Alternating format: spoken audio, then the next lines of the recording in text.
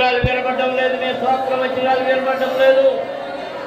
హల్లెలూయా హల్లెలూయా హల్లెలూయా హల్లెలూయా హల్లెలూయా హల్లెలూయా హల్లెలూయా హల్లెలూయా హల్లెలూయా. ఆమేన్ ఆమేన్ ఆమేన్. అందరూ కూర్చోండి. దేవునికి స్తోత్రం. హల్లెలూయా హల్లెలూయా. దేవుని వాక్యములో నుండి న్యాయాధిపతుల గ్రంథం 6వ అధ్యాయములో 14, 15, 16 వచనాలు మనం చదువుదాం.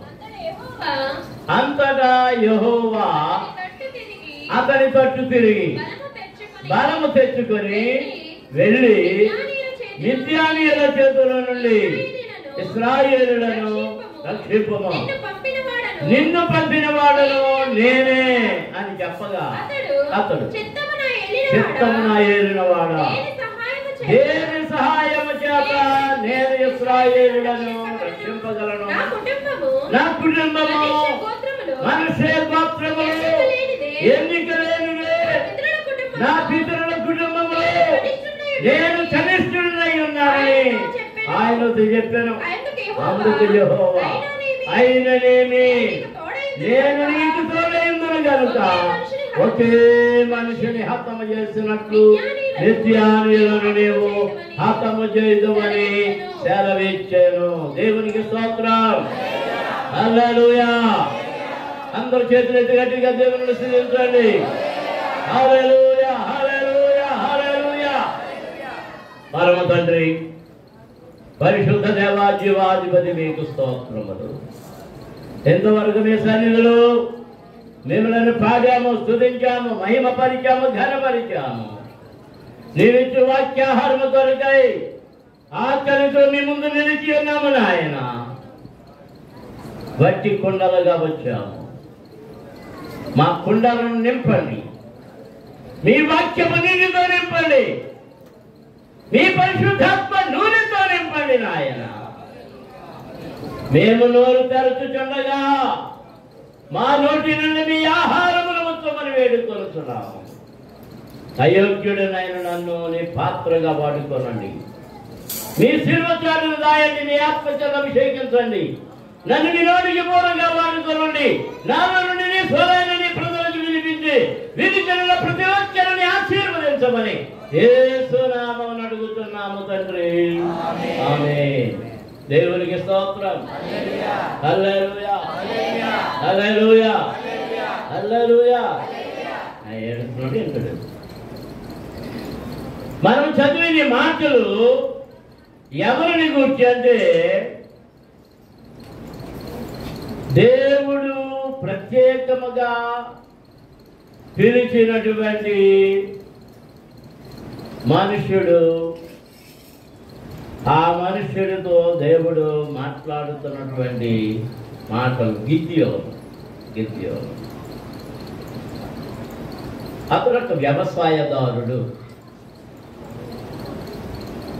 అతడు వ్యవసాయదారుడు అని రాయబడి ఉండదు అక్కడ. మనకు అక్కడ గుర్తు ఏంటంటే, దేవుడు పిలిచినప్పుడు అతడు ఎక్కడ ఉన్నాడు? గాలి చాటున ఎందుకున్నాడు? ఏం చేస్తున్నాడు? గాలి చాటున దాక్కున్నాడా? గోధుమలను తొలగొట్టుతున్నాడు. ఎవరు గోధుమలు తొలగొట్టేది? వ్యవసాయం చేసుకునేవాడు. తన పంట చేలో నుండి దాని పనులు తీసుకొచ్చి చాటుగా ఉంచి వాటిని తొలగొడుతున్నాడు. ఎందుకు చాటుగా తొలగొడుతున్నాడు? చాలా క్లుప్తంగా మాట మీకు తెలియజేస్తున్నాను. ఈ అధ్యాయం ప్రారంభంలో చదువుదాం. ఇశ్రాయేలీయులు యెహోవా దృష్టికి దోషులైనందున మిద్యానీయులకు అప్పగించాను.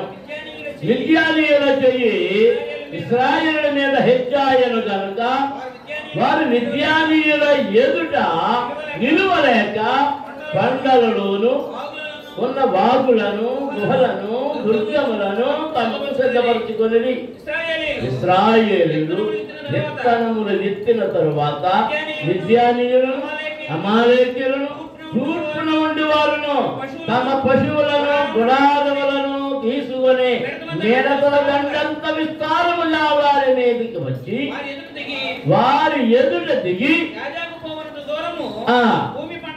గాజాకు పోవునంత దూరము భూమి పంటను పాడు చేసి ఒక గొర్రెను గాని ఎద్దును గాని గాడిదను గాని జీవ సాధనమైన మరి దేనిని గాని ఇశ్రాయేలులకు ఉండనీయలేదు. వారు ఒంటెలను లెక్క లేక ఉండెను.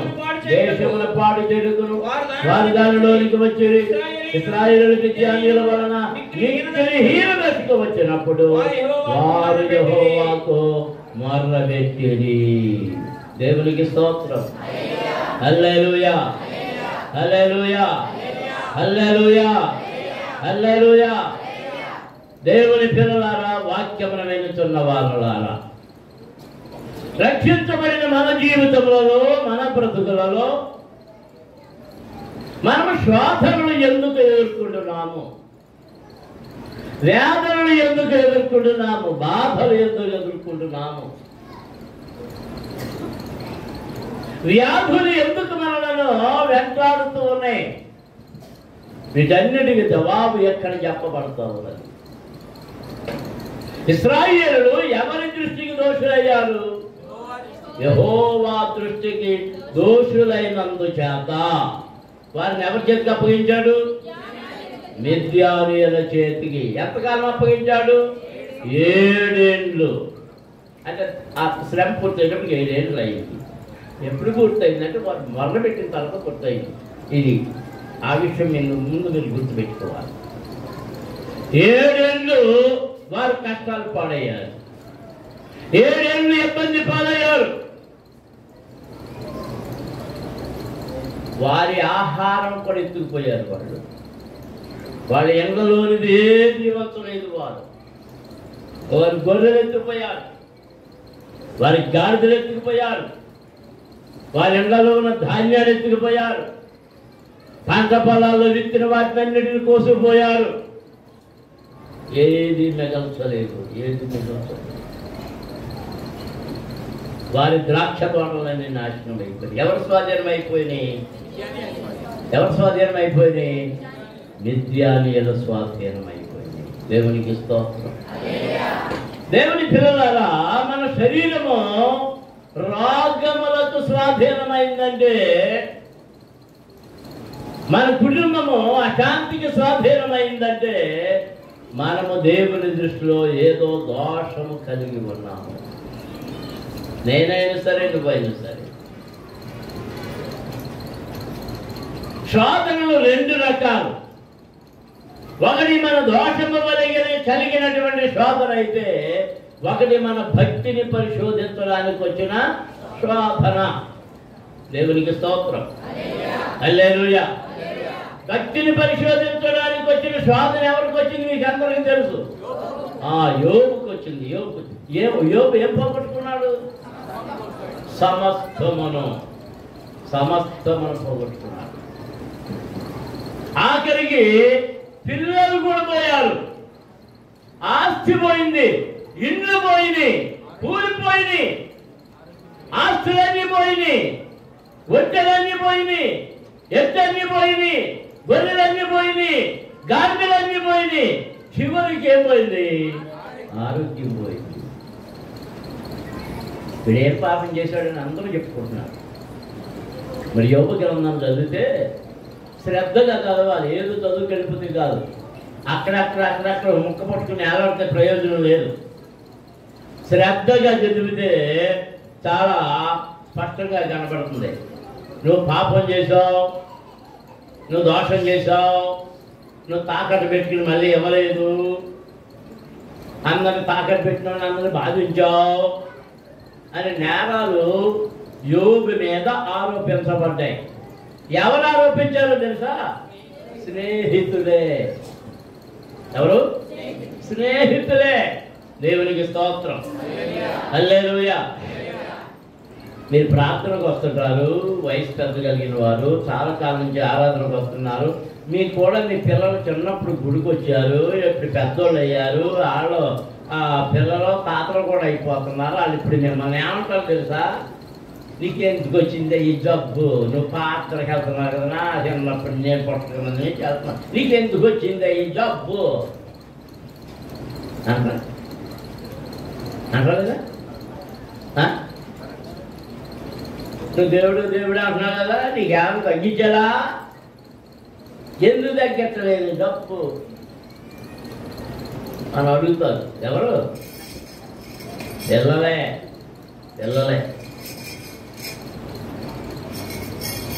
మన భక్తికి విశ్వాసానికి ఏర్పడిన పరీక్షలు కొన్ని అయితే పోయిన వారమే అనుకుంటా, ఆయన మనము నింద అనుభవించడానికి, శ్రమ అనుభవించడానికి పాత్రలుగా ఎంచుకున్నాడు. దేవునికి స్తోత్రం. హల్లెలూయా, హల్లెలూయా, హల్లెలూయా. దేవుని నామము కొరకు అవమానము భరించడానికి, దూషించబడడానికి, ద్వేషించబడడానికి, పట్టబడడానికి, తిట్టబడడానికి ఆయన మనల్ని ఒక పాత్రగా ఎంచుకున్నాడు. దేవునికి స్తోత్రం. ఇదెందుకు నాకు చెప్పండి, ఇదెందుకు? ఇదెందుకు చెప్పండి? ఇది పెట్టుకున్నా కనబడకపోతే ఇది పెట్టుకుంటాను. మళ్ళీ మ్యాగ్నిఫైయింగ్ గ్లాస్, రెండు ఒక రకమైన పనులే, కానీ దీనికంటే ఇది పెడితే ఇంకా అక్షరం పెద్దగా. పాత్రలు ఇవి, పాత్రలు. నీవు నంతే, నేను నంతే. దేవునికి స్తోత్రం. హల్లెలూయా, హల్లెలూయా.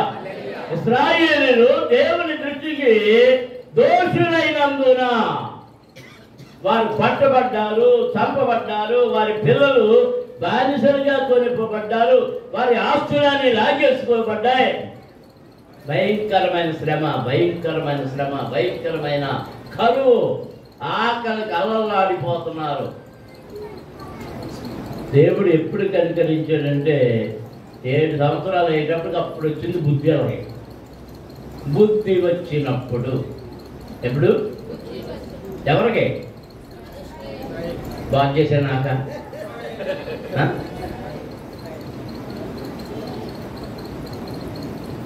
బాగా చేసిన నాకు, వింటున్న మీకు కూడా ఏం రావాలి? బుద్ధి. బుద్ధి రావాలి. బుద్ధి వచ్చి ఏం చేయాలి?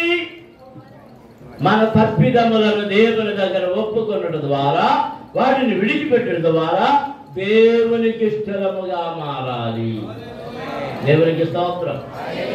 హల్లెలూయా, హల్లెలూయా. వారు ఏడవడం మొదలు పెట్టారట, మొదలు పెట్టడం ప్రారంభించారట. అయ్యా, మా పితరులను ఐగుప్తులో నుండి వాటికి తీసుకొచ్చావు, ఇక్కడ మమ్మల్ని ఇంతకాలం కాచి కాపాడావయ్యా. ఇప్పుడు మేము ఎవరి చేతికి అప్పగించబడ్డాం? మిద్యానీయుల చేతికి అప్పగించబడ్డాం. అన్ని ఎత్తుకుపోయారు, అన్ని ఎత్తుకుపోయారు, అన్ని ఎత్తుకుపోయారు. మనకి జేబు నిండా డబ్బులు, ఇంటి నిండా బియ్యం, అన్నీ బాగుంటే మనకి ఎవరు కనపడరు? దేవుడు కనపడ్డారు. మా నాన్నగారు చిన్నప్పుడు ఒక సామెత చెప్పేవారు. కుంచుడు ఉంటేనంటే కుడికొప్పు అంట, అడ్డుడుంటే ఎడం కొప్పు అంట. కొప్పు అంటే ఏంటి తెలుసా? బాగా డబ్బు ఉన్నవాడు కుడికొప్పు పెట్టేవారంట, పేదోళ్ళు ఎడం కొప్పు. పైట్లు కూడా అలాగే ఉండేవి. కుడి పైట వేస్తే ఒక్కరం తూమకులు అనుకున్నాను అనమాట. ఎడమ పైట వేస్తే, కుడి పైట వేస్తే అస్తుంటాను.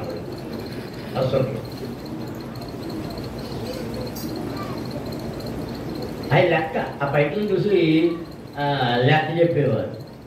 ఆ వస్త్రాలను బట్టి, ఆ నడకను బట్టి, ఆ మాటను బట్టి, వాళ్ళ పరిస్థితిని బట్టి ఆ కులాలు వర్ణాలు ఎంపికలు చేసేవారు. మనకి 4 డబ్బులు చేతులుండామంటే అమెరికా దేశపు ప్రెసిడెంట్ కంటే గొప్పవాడు నేనే అంటాం. అంత గొప్పవాడు. బిల్ గేట్సా ఆడెంతరా అని ఎలా కూడా ఎలా అంట అలా ఎలా మన బడాయి కబుర్లు చూస్తుంటే అబ్బో పాటలు దాటేస్తుంటే అరే తీసుకో కూర్చోరా అది కూర్చో దాని పైకి వచ్చి కూర్చోలా నా పక్కన కూర్చో.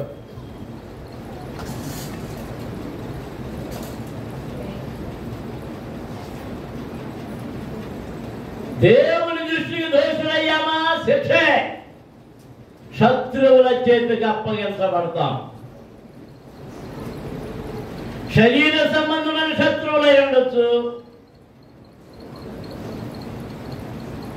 ఆరోగ్య సంబంధమైన శత్రువై ఉండొచ్చు, ఆర్థిక సంబంధమైన శత్రువై ఉండొచ్చు, ఆత్మ సంబంధమైన శత్రువై ఉండొచ్చు. ఆ శత్రువుల చేతికి మనము అప్పగించబడతాం. ఎంతమందికి అర్థమైంది? అప్పగించబడడం నీకు ఇష్టమా? అప్పగించబడవద్దు.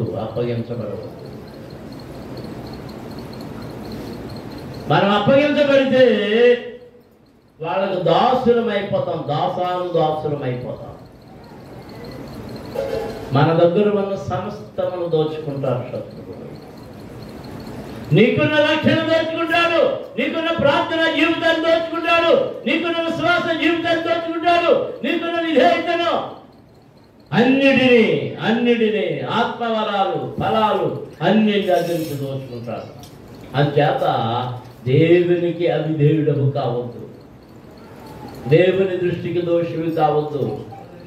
దేవుని దృష్టికి దోషివి కాకుంటే అన్ని ఆశీర్వాదములు మనవే.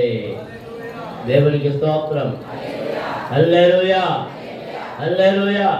నాకు దీవెన కావాలి అని ఎంతమంది కోరుకుంటున్నారు? నిజంగా కోరుకుంటున్నారా? మరి దేవుని మాట వింటారా? దేవుని దృష్టిలో దోషులు కాకుండా ఉంటారా? ఏ దోషమైనా ఉంటే దేవుని దగ్గర ఒప్పుకోవాలి. వెంటనే మోకరించి ప్రభువా నేను పలానా దోషం చేశాను, పలానా పాపం చేశాను, అక్రమం చేశాను, అతిక్రమం చేశానయ్యా, నేను క్రమం తప్పానయ్యా, నేను దారి తప్పానయ్యా, ఇదిగో ఆయన దేవుని దగ్గర పరువు, ఆయన దగ్గర ఒప్పుకో. అప్పుడు దేవుడు నిన్ను కనికరిస్తాడు. ఆయన త్రోసివేయడు. నేను త్రోసివేయచ్చేమో, మీ పాదిరిగా నేను త్రోసివేయచ్చేమో, నేను నిన్ను క్షమించకపోవచ్చేమో, కానీ ఎవరు క్షమిస్తున్నారు? నీ దేవాది దేవుడు, నీ పరమ తండ్రి నిన్ను ప్రేమిస్తున్నాడు, నిన్ను చేర్చుకుంటున్నాడు. దేవునికి స్తోత్రం. వీరు 7 సంవత్సరాలు బాధించబడిన తర్వాత ప్రార్థన చేస్తుంటే అప్పుడు దేవుడు వారి ప్రార్థన విని వారిని రక్షించడం కొరకు, వారిని విడిపించడం కొరకు ఒక మనుషుని ఏర్పాటు చేస్తున్నాడు. ఆ మనుషుని దగ్గరకు తన దూతను పంపాడు. ఆ దూత ఇదిగో గిద్యోను దగ్గరకు వస్తున్నాడు. దేవునికి స్తోత్రం. హల్లెలూయా. ఈ గిద్యోను గురించి పూర్తి చరిత్ర చెప్పని కొద్ది మాటలు నేను చెప్పి ముగించాలనుకుంటున్నా. 11వ వచనంలో యెహోవా దూత వచ్చి అబీయజ్రీయుడైన యావాషునకు కలిగిన అఫ్రాలోని మస్తకి వృక్షము క్రింద కూర్చుని ఉండెను. ఏ వృక్షం చెప్పాలి? అందరూ చెప్పాలి. మస్తకి వృక్షము. యెషయా ఏమంటున్నాడంటే నీతి అను మస్తకి వృక్షములు. ఏ మస్తకి వృక్షాలు? నీతి అని మస్తకి వృక్షాలు. మస్తకి వృక్షం పేరు చెప్పగానే ఇంకా ఏదైనా జ్ఞాపకం వచ్చిందా మీకు? జ్ఞాపకం వచ్చిన వాళ్ళు చేయొచ్చు చెప్పడం. అబ్షాలోము గారు ఏమయ్యాడు? మీ ఎవరికి దేవన్నంత జడ ఏటా కత్తిరిస్తుంటే 8 తులాలు వచ్చిందంట. LKGలో ఏడాదికోసారి కట్ చేయించేవాడు. అది అమ్ముతుండేవాడు. మహా అందగాడు, సదసరి, దావీదు గారి యొక్క ప్రియమైన కుమారుడు, నేనే రాజును కావాలనుకున్నాడు. ప్రజలందరూ కూడా అతని అందానికి సంమోహితులైపోయి అతనికి జయము జయము అబ్షాలోముకు జయము. వెళ్ళిపోయారు, గ్యాంగ్ అంతా వెళ్ళిపోయారు, బాబుని విడిచిపెట్టి వెళ్ళిపోయారు. ఎవరు బాబు? దావీదుని వదిలిపెట్టి వెళ్ళిపోయారు గ్యాంగ్ అంతా. జయము జయమంట. కానీ చివరికి దావీదు సైనికులు తరిమినప్పుడు అతడు దేని మీద వెళ్తున్నాడు? కంచర గాడిద మీద వెళ్తూ ఉన్నప్పుడు ఏ చెట్టు కింద నుంచి వెళ్ళాడట? ఆడెల్లా గాడిద తీసుకెళ్ళిపోయింది. ఆడెల్లా పాపం, ఆడెల్లా. ఎవరు తీసుకెళ్ళాడు? నువ్వు ఎక్కిన గుర్రం, నువ్వు ఎక్కిన గాడిద, నువ్వు ఎక్కిన గాడిద ఎక్కుంటే గుర్రం లేకపోనేమో. ఏమెక్కాడు? కంచర గాడిద అంటే తెలుసా? అమ్మ గాడిద, బాబు గుర్రం. అలాగా పుట్టినటువంటిది కంచర గాడిద. దాని పుట్టిక శ్రేష్టమైంది కాదు, కానీ గుర్రంలా బరిగెళ్తాయి, గాడిదలా బరువు మోస్తాయి. అందుకని పూర్వకాలం ఈ యుద్ధాల్లో వీటిని ఉపయోగించేవారు. దావీదు కూడా కంచర గాడిద ఉన్నాయి. దావీదు కూడా కంచర గాడిదే అతను మోసింది. అలాంటి శ్రేష్టమైన కంచర గాడిదను చూసుకొని దాని మీద ఊరేగుతా ఉన్నాడు, ప్రయాణిస్తా ఉన్నాడు. అదేం చేసిందంటే శత్రువు నుండి తప్పించడానికి బదులుగా దానికి తోచిన దిక్కుకు వెళ్ళిపోయినప్పుడు అది వెళ్ళిపోయింది మస్తక వృక్షం కిందకు వెళ్ళేటప్పటికి ఆ మస్తక వృక్షం యొక్క కొమ్మలు చిక్కు చిక్కుగా ఉన్నాయి. ఆ చిక్కులకు తగులుతుంది ఏంటి? ఈ జుట్టు తగులుకొని ఏకంగా ఊరి తీసిన వాళ్ళకి ఏలాంటాడు. జుట్టు అందులో చిక్కుకుపోయింది. ఏం చెప్పలేదు, ఇలా గిరగిరగా ఆడిపోతున్నాడు. ఇంతలో ఎవడు వచ్చాడు? ఏడు బాణం వేసాడు. ఆ మస్తకి వృక్షం మీద క్రింద కూర్చున్నాడు. ఎవరు? సరిగ్గా చూడండి. యవష. సరిగ్గా చూడండి రా నాయన, చంపేసాడురా. యవష అన్నారు, విద్యోన్ అన్నారు. యవష ఎవరు? ఆ బాబు. యెహోవా దూత వచ్చి అబీయజ్రీయుడైన యోవాషునకు కలిగిన వఫ్రాలోని మస్తకి వృక్షము క్రింద కూర్చుండెను. దేవునికి స్తోత్రం. హల్లెలూయా.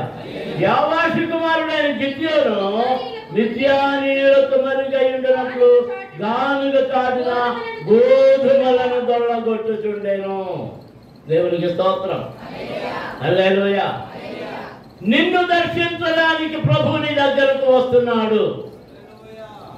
నీవు ఏర్పరచబడినప్పుడు, నీవు నియమించబడినప్పుడు, నిన్ను ఎన్నిక చేసుకున్నప్పుడు ఆయనే నీ దగ్గరకు వస్తున్నాడు. దేవునికి స్తోత్రం. చూడండి, సౌలుని విడిచిపెట్టిన తర్వాత దావీదుని ఏర్పాటు చేసుకున్నప్పుడు దావీదు వెళ్ళాడా? సమూయేలు వచ్చాడా? సమూయేలు సౌలు దగ్గరికి వెళ్ళాడా? సౌలు సమూయేలు దగ్గరికి వచ్చాడా? జాగ్రత్తగా గమనించాలి. మనుషుల చేత ఏర్పరచబడిన వాడు దైవజనుడి దగ్గరికి వెళ్ళాడు. దేవుని చేత ఏర్పరచబడిన వాడి దగ్గరికి దైవజనుడు వెళ్ళాడు. దేవునికి స్తోత్రం. అందులో స్తోత్రం చెల్లించుదాం. హల్లెలూయా, హల్లెలూయా, హల్లెలూయా. దేవుని దూత వచ్చి నిన్ను దర్శిస్తున్నాడు, నీ కుటుంబమును దర్శిస్తున్నాడు, నీ ఇంటిని దర్శిస్తున్నాడు. మమ్రే వనములో ఉన్నటువంటి గుడారపు వాకిట్లో అబ్రహాము కూర్చొని ఉన్నప్పుడు ఎవరు దర్శించారు? చెప్పండి. దేవుడు దర్శించాడు. దేవునికి స్తోత్రం. హల్లెలూయా, హల్లెలూయా, హల్లెలూయా, హల్లెలూయా. ఆయన నిన్ను ఏర్పాటు చేసుకుని నీ దగ్గరికి నడిచి వస్తున్నాడు. ఆయన వస్తున్నాడు, ఆయన వస్తున్నాడు, ఆయన దూత వస్తున్నాడు. నేనేం చేస్తున్నాడంట? ఆ చాటుకు కూర్చొని ఎవరికే కనపడకుండా కూర్చుని తోడగొట్టుకుంటున్నాడు. ఏ పక్కన నెత్తుకు తెచ్చుకున్నాడు. ఇవన్నీ పికేసి నవలేసి కదా, కోవేసుకున్నాడు కదా. అక్కడ మిగిలినటువంటి పరకలన్నీ ఏరుకు తెచ్చుకొని ఇక్కడ దొడగొట్టుకున్నాడు. ఇప్పుడు ఎవరు ప్రత్యక్షమైనట్టు? దేవుని దూత. దేవునికి స్తోత్రం. నువ్వు ఏర్పరచబడినప్పుడు, నీవు పిలువబడినప్పుడు, నిన్ను ఆయన ప్రత్యేకించుకున్నప్పుడు, నువ్వు ఏ పనులు ఉన్నా, ఎక్కడ ఉన్నా, ఎలాగ ఉన్నా ఆయన దర్శనం నీకు కలుగుతూ ఉన్నది. ఆయన నిన్ను దర్శిస్తూ ఉన్నాడు. ఆయనను నీవు గ్రహించలేకపోయినా, నీవు ఒకవేళ తిరస్కరించినా ఆయన మాత్రమే నిన్ను విడిచిపెట్టడు. మోషేని ఎవరు దర్శించారు? ఎవరు దర్శించాడే లేదా?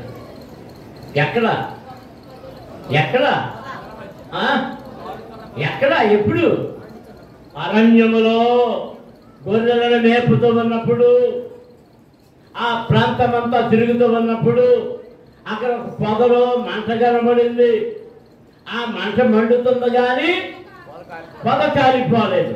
చూశాడు. పొద ఎలా కాలిపోలేదు.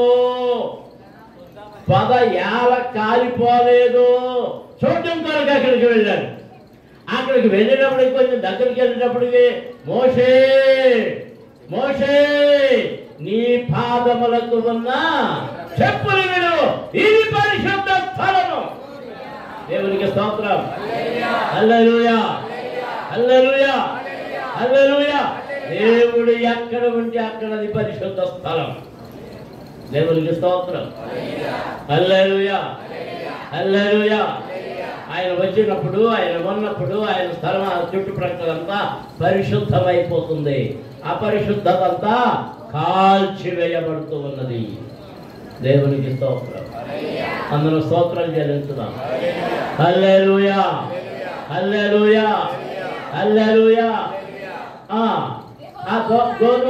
దొడగొట్టుతుండగా యెహోవా దూత అతనికి కనబడి, పరాక్రమము గల బలాఢ్యుడా, యెహోవా నీకు తోడై ఉన్నాడని అతనితో అనగా, గిద్యోను చిత్తము నా యేలినవాడా, యెహోవా మాకు తోడై ఉండినయావా, ఇదంతయు మాకు ఎలా సంభవించెను. దేవునికి స్తోత్రం. హల్లెలూయా. దేవుడు మనతో అన్నాడు, నేను నీకు తోడుగా ఉన్నానంటే మనం అడుగుతున్నావు, నువ్వు తోడుగా ఉండుంటే, నువ్వు నిజంగా దేవుడైతే మాకు ఇదేం గొడవ నాయనా, ఈ బాధ ఏంటి, ఈ ఆకలి ఏంటి, శత్రువులు ఏంటి, ఈ గోల ఏంటి, ఈ కమామిష్ ఏంటి, మా సీనియం కోర్టుకి వెళ్తాం, మన కొట్లో కూర్చోవడం ఏంటి?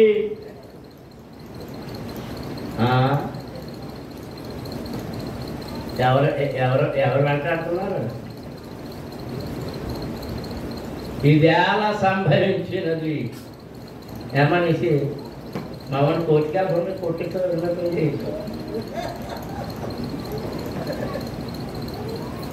ఆ కోర్టు చాలకుండా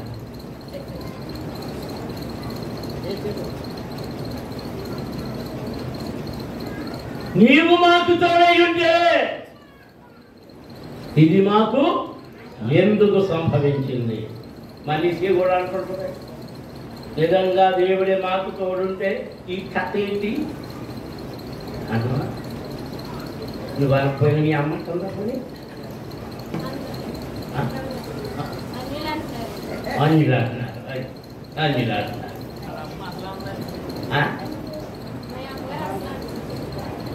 అలా అందా? కొన్ని మా అమ్మ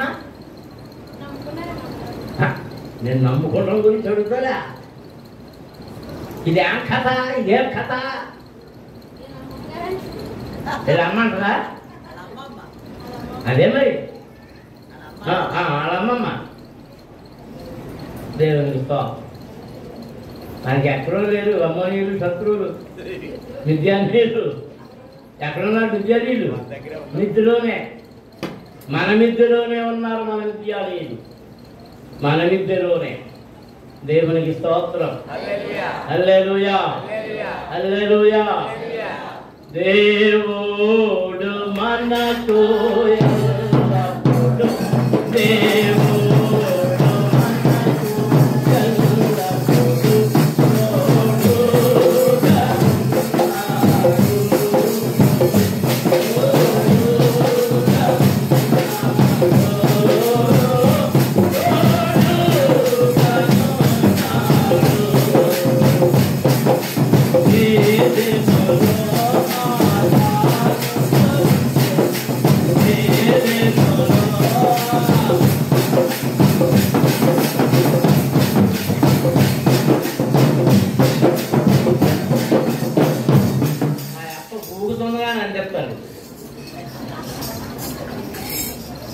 పరిచయం ఏమన్నా అందిస్తున్నావా ఊగుతాడు అంతే ఏది అంటానే కనపడుతుంది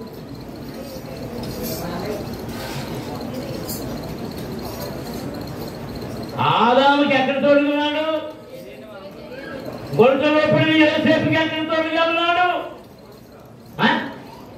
గోతులో తోడుగా ఉన్నాడు దేవునికి స్తోత్రాలు అందరూ స్తోత్రాలు చెల్లించుదా హల్లెలూయా చాటున ఉన్న గిద్యోను దగ్గరకు వెళ్ళి అడుగుతున్నాడు పరాక్రమము కలిగిన బలాఢ్యుడా అయ్యా నా దగ్గర పరాక్రమం నా దగ్గర బలం ఉంది యెహోవా తోడుగా ఉన్నాడు అంటున్నా తోడుగా ఉంటే మా గోల ఏంటి మాకు తిండి లేదు తెప్పలు లేవు ఏమీ లేవు శత్రువులు మనం ధరివేస్తున్నారు ఏంటయ్యా అంటే దేవుడు మాట్లాడుతున్నాడు దూత మాట్లాడుతూ ఉన్నాడు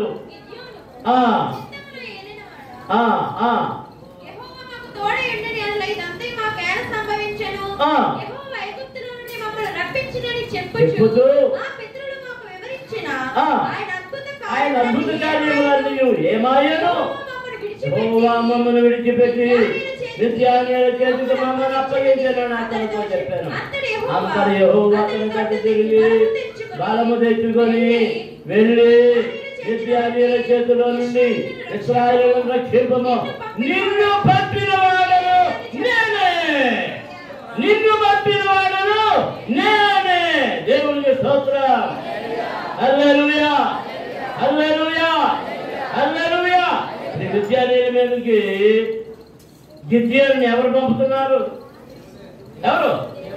ఎవరు దేవుడే దేవునికి స్తోత్రం హల్లెలూయా హల్లెలూయా హల్లెలూయా ఆయన మనకు తోడుగా ఉండగా ఎవడు మనల్నేమి చెయ్యలేడు నేనే నిన్ను పంపాను రా నువ్వు వెళ్ళరా నువ్వు యుద్ధం చేయడానికి ఏమంటున్నాడు ఈయన పొయ్యి అంటున్నాడు ఏమంటున్నాడు చూడండి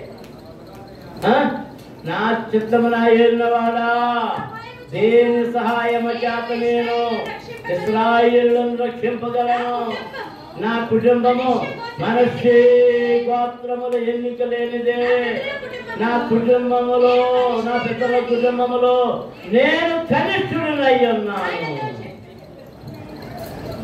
నా కుటుంబం పెద్దది కాదయ్యా నా గోత్రమేమో ఏ గోత్రం మనష్షే గోత్రం ఈ గోత్రం ఎన్నికైనది కాదు పైగా మా గోత్రం వాళ్ళందరూ నాకు కలిసి రారు మా కులపోళ్ళందరూ కలిసి రారు నా ఇంట్లో వాళ్ళందరూ నాకు కలిసి రారు నా బంధువులందరూ నాకు కలిసి రారు నా గోత్రములు నా పితరుల కుటుంబములు నేను అంతోని కనిష్ఠుడిని చిన్నోడిని నన్ను ఎవడు లెక్క పెట్టలేయ్యా నేను ఎవరిని తీసుకెళ్ళి నేను రమ్మంటే ఎవరు వస్తారయ్యా నన్ను రమ్మంటే ఎవరు వస్తారు ఎవరు రారయ్యా నేను నిష్ప్రయోజనమైన వాడినయ్యా దేవుని దగ్గర చెప్తున్నాడు దేవుడు ఏమంటున్నాడు అయిననేమి నేను నీకు తోడయ్యుందును అయిననేమి నేను నీకు తోడయ్యుందును నీ కుటుంబంలో చిన్నవాడవై ఉండొచ్చు నీ పిల్లల కుటుంబంలో చిన్నవాడవై ఉండొచ్చు నీ గోత్రము ఎన్నికలేని గోత్రమై ఉండొచ్చు అయిననేమి నేను నీకు తోడయ్యుందును దేవునికి స్తోత్రం హల్లెలూయా హల్లెలూయా నీవు పాటపడ్డా నీ గొంతుగా బాగుందా అనుకుంటున్నావా అయిననేమి నిన్ను పాడమనేవాడు నేనే. నీ సాక్షి చెప్పడం రాదంటావా? అయితేనేమి నీకు వస్తుంది, నా ఆత్మ నీ మీద ఉంచుతాను. నేను నిన్ను పంపుతూ ఉన్నాను. దేవునికి స్తోత్రం. హల్లెలూయా, హల్లెలూయా. పరిచర్య చేయడానికి శక్తి లేదంటున్నావా? ఆరోగ్యం లేదంటున్నావా? వద్దు, నేనే నిన్ను పంపుతున్నాను. నిన్ను శక్తితో నింపేది నేనే, నిన్ను ఆరోగ్యంతో నింపేది నేనే, నిన్ను శాంతితో నింపేది నేనే, నిన్ను సమాధానంతో నింపేది నేనే. నిన్ను ఎక్కడికి పంపినా నేనే పంపుతున్నాను. నీవు నా బలముతో కూడా వెళ్ళు. మోకరించండి, ప్రార్థన చేసుకుందాం. గిద్యోనుతో మాట్లాడిన దేవుడు నీతో మాట్లాడుతున్నాడు. ఇప్పుడు నిన్ను ఎక్కడికి వెళ్ళమన్నా ఆయన నీతో వస్తూ ఉన్నాడు, నీతో కూడా ఉన్నాడు, నీతో నడుస్తున్నాడు, నీతో వస్తున్నాడు. ఆయన పంపిన చోటుకి నువ్వు వెళ్ళు. నేను వేళనానొద్దు, అవిధేయుడు కావద్దు. విధేయతగా ఆయన మాటకు చెవియొద్దు, ఆయన ఆజ్ఞకు చెవియొద్దు. అగ్ని మధ్యకు పంపించిన, ప్రవాహ జలముల మధ్యకు పంపించిన, సముద్ర అగాధములలోనికి పంపించిన ఆయన నీతో వస్తూ ఉన్నాడు. ఆయనే నిన్ను పంపుతూ ఉన్నాడు. తేళ్ల మధ్యకు పంపిన ఆయనే, పాముల మధ్యకు పంపిన ఆయనే, దుష్ట మృగముల మధ్యకు పంపిన ఆయనే, కీడు కలిగించే వాడి మధ్యకు పంపిన ఆయనే, అగ్ని మధ్యకు పంపించిన ఆయనే. ఆయన నీ కూడా వస్తున్నాడు, ఆయన నీతో ఉంటున్నాడు. నీ బలహీనతను పోగొడతాడు, నీ శరీరాన్ని సత్తుపడతాడు, నీకు సత్తువు దయచేస్తాడు, నీ ఆత్మను తీరుస్తాడు, నీ కరువు తీరుస్తాడు, నీకు బలం ఇచ్చేవాడు ఆయనే, నిన్ను సంతోషింపజేయవాడు ఆయనే, నీకు జయమిచ్చేవాడు ఆయనే నీకు బాహుబలాన్ని ఇస్తున్నాడు. నీ చేతిలోని ఖడ్గములో ఆయన శక్తి ఉన్నది. నీ నోటిలో నుంచి ప్రార్థనలో ఆయన శక్తి ఉన్నది. స్తోత్రం. హల్లెలూయా, హల్లెలూయా, హల్లెలూయా. అందరూ చేతుల పైకి